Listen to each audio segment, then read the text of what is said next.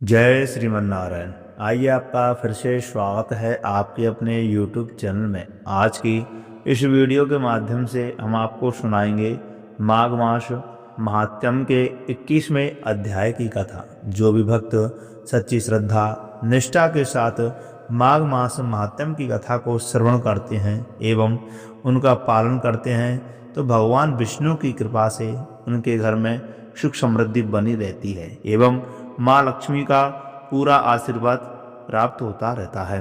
तो प्रिय भक्तजनों, माघ के महीने में माघ मास महात्म्य की कथा अवश्य श्रवण करनी चाहिए। जो भी भक्त माघ मास महात्म्य की कथा को नियम पूर्वक श्रवण करते हैं तो उन्हें अश्वमेध यज्ञ के बराबर पुण्य फल की प्राप्ति होती है एवं गंगा स्नान का भी पुण्य फल प्राप्त होता है। तो आइए प्रिय भक्तों, माघ मास महात्म्य के 21वें अध्याय की कथा प्रारंभ करते हैं। तो बोलिए लक्ष्मी नारायण भगवान की जय, गंगा मैया की जय, सर्वदेवी देवतान की जय। लोमस जी कहने लगे कि पूर्व काल में अवंती देश में वीरसेन नाम का एक राजा था। उसने नर्मदा के किनारे राजसूय यज्ञ किया और अश्वमेघ यज्ञ भी किए, जिसके खम्भे सोने के बनाए गए। ब्राह्मणों को अन्न का बहुत सा दान किया गया और बहुत सी गाय, सुंदर वस्त्र और सोने के आभूषण दान दिए गए। वह देवताओं का भक्त और दान करने वाला था। भद्रक नाम का एक ब्राह्मण, जो अत्यंत मूर्ख, कुलहीन, कृषि कार्य करने वाला, दुराचारी तथा अधर्मी था, वह भाई बंधुओं का त्यागा हुआ इधर उधर घूमता हुआ देव यात्रियों के साथ प्रयाग में आया और माघ में उसके साथ 3 दिन तक स्नान किया। वह 3 दिन में ही निष्पाप हो गया और फिर वह अपने घर को चला गया। वह ब्राह्मण और राजा दोनों एक ही दिन मृत्यु को प्राप्त हुए। मैंने इन दोनों को बराबर इंद्रलोक में देखा। तेज, रूप, बल, स्त्री, वस्त्र और आभूषणों में दोनों समान थे। ऐसा देख करके उसके महात्म्य को क्या कहा जाए। राजसूय यज्ञ करने वाला स्वर्ग का सुख भोग कर फिर भी जन्म लेता है, परंतु संगम में स्नान करने वाला जन्म मरण से रहित हो जाता है। गंगा और यमुना के संगम की हवा के स्पर्श से ही वह बहुत से दुख नष्ट हो जाते हैं। अधिक क्या कहें, और किसी भी तीर्थ में किए गए पाप माघ मास में प्रयाग में स्नान करने से नष्ट हो जाते हैं। मैं पिशाच मोचन नाम का एक पुराना इतिहास सुनाता हूँ। इस इतिहास को यह कन्याएं और तुम्हारा पुत्र भी सुने, उससे इनकी स्मृति प्राप्त होगी। पुराने समय में देवदूती नाम का बड़ा गंभीर और वेदों का पारंगत एक वैष्णव ब्राह्मण था। उसने पिशाच को निर्मुक्त किया था। वेद निधि कहने लगे कि वह कहाँ का रहने वाला, किसका पुत्र, किस पिशाच को उसने नियुक्त किया। आप विस्तार पूर्वक यह सब कथा सुनाइए। लोमस ऋषि ने कहा कि विकल्पक से निकली हुई सुंदर सरस्वती के किनारे पर उसका स्थान था। जंगल के बीच में पुण्य जल वाली सरस्वती बहती थी।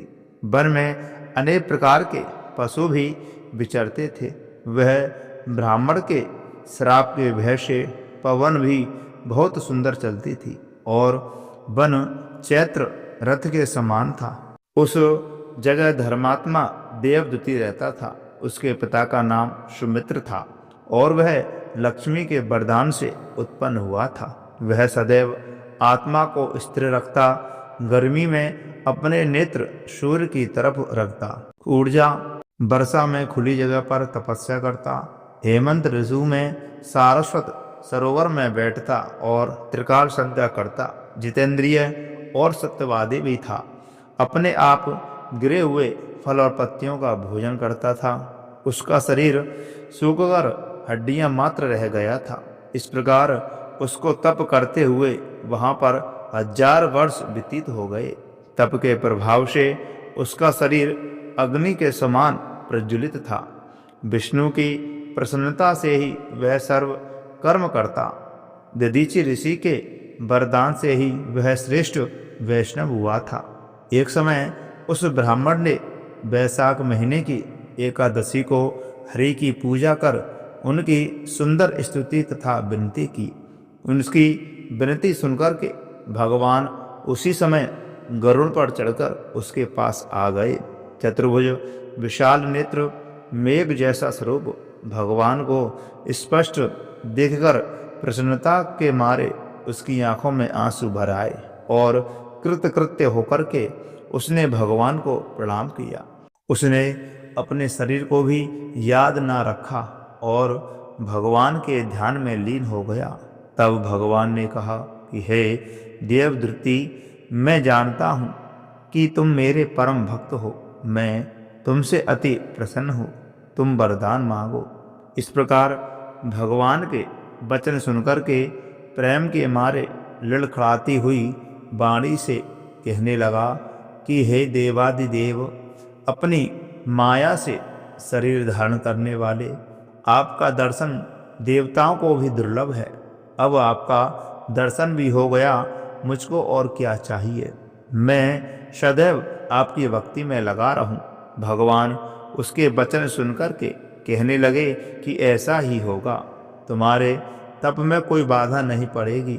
जो मनुष्य तुम्हारे कहे गए स्तोत्र को पढ़ेगा, उसकी मुझ में अचल भक्ति होगी। उसके धर्म कार्य सांगोपांग होंगे और उसकी ज्ञान में परम निष्ठा होगी। तो प्रिय भक्तजनों, ये रही माघ मास महात्म्य के 21वें अध्याय की संपूर्ण कथा।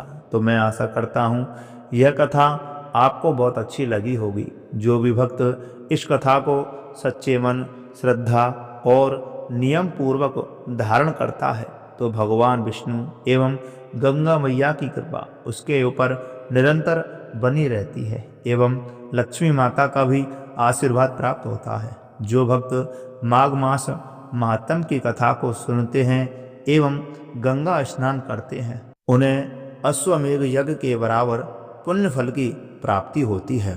तो प्रिय भक्तजनों, मैं आशा करता हूँ यह कथा आपको बहुत अच्छी लगी होगी। तो कृपा करके इस वीडियो को ज़्यादा से ज़्यादा शेयर करें और ज़्यादा से ज़्यादा लाइक करें। अगर आपने अभी तक हमारे चैनल को सब्सक्राइब नहीं किया है तो सब्सक्राइब अवश्य कर लें। बगल में लगी बेल आइकन घंटी को भी दबा दें। कमेंट बॉक्स में लक्ष्मी नारायण भगवान की जय अवश्य लिखें, गंगा मैया की जय अवश्य लिखें। जय श्री राधे, जय श्री कृष्णा।